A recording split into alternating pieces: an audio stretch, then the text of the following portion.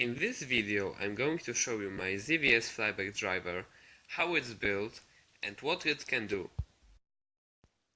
This is a schematic of this whole device.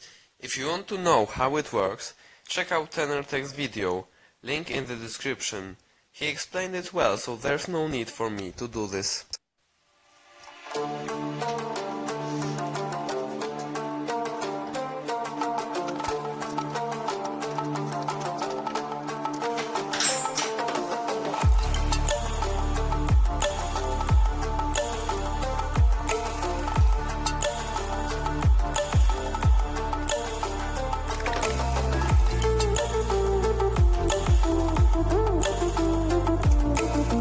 My ZVS driver.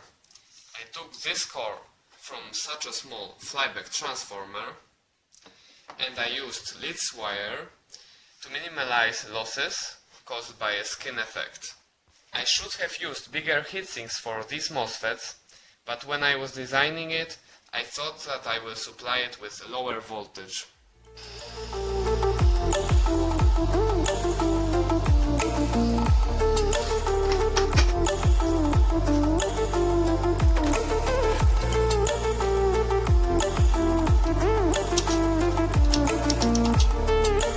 This is a flyback transformer which I'm going to use. I used leads wire again, and instead of using a single capacitor, I used 4 of them connected in series parallel configuration to make them cooler, hopefully. It might be a good idea to use capacitors that are actually rated for such hard conditions, but I'm using caps that are cheap and easily available. In a previous version I used this flyback transformer with much thinner leads wire and a single capacitor on a heatsink because it was getting really hot. I used a paraffin candle to isolate the pins and it worked fine, but it was messy. So now I used a hot glue to isolate the pins, which might not be the best solution, but it seems to work fine.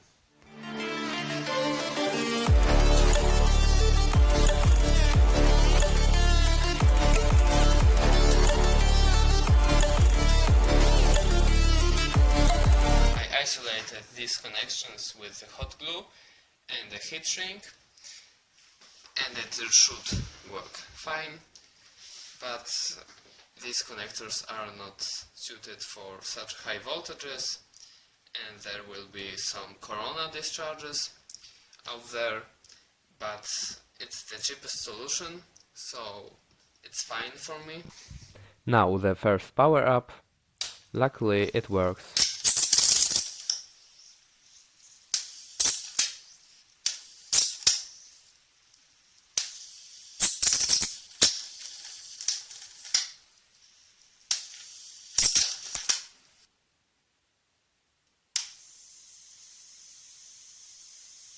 The arc jumps at around 30 mm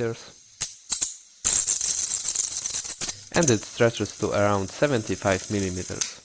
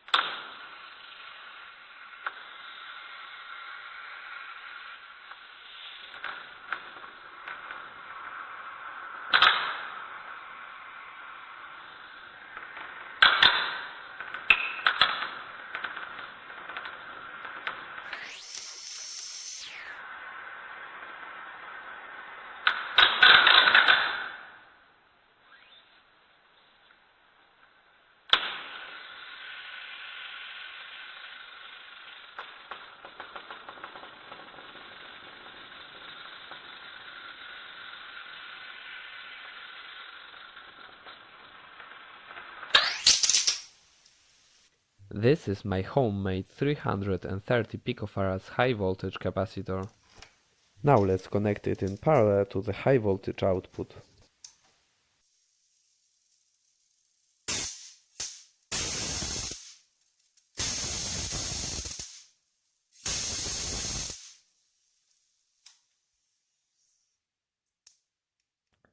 You may wonder why this happened. Well, this is our flyback transformer. The primary coil has 5 turns of thick lead wire, and the secondary has probably 1500 turns of very thin wire, so it has significant resistance.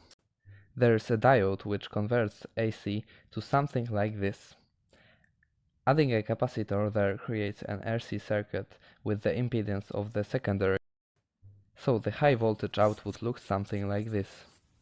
The capacitor charges until it reaches the breakdown voltage of the air, and then it discharges, which makes a deafening sound, and the cycle repeats.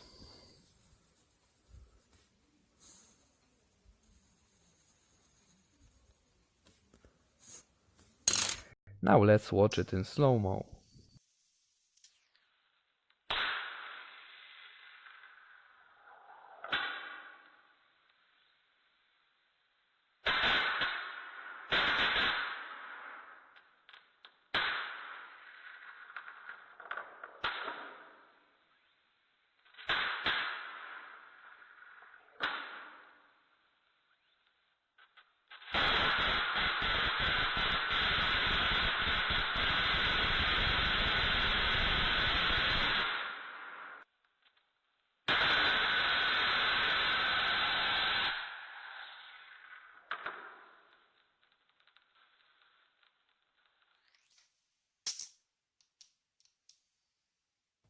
And now the Jacob's ladder.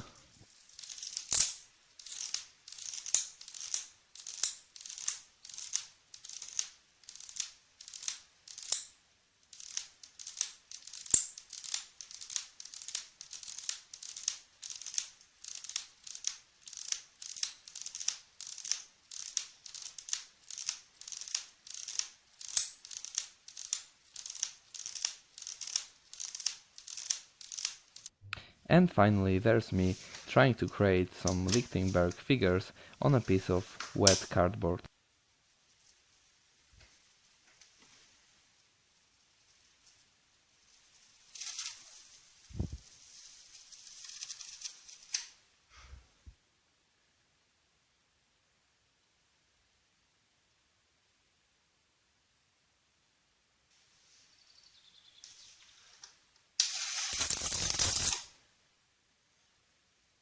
It's not so easy to get it right though.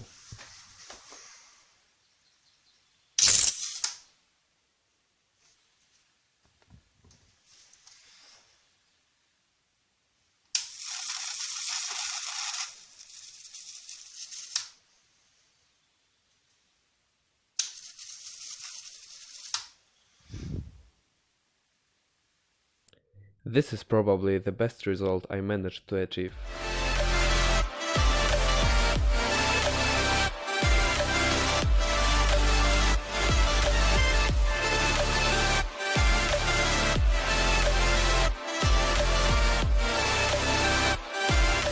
And that's it. Don't forget to rate this video and share your thoughts in the comment section below. Thanks for watching.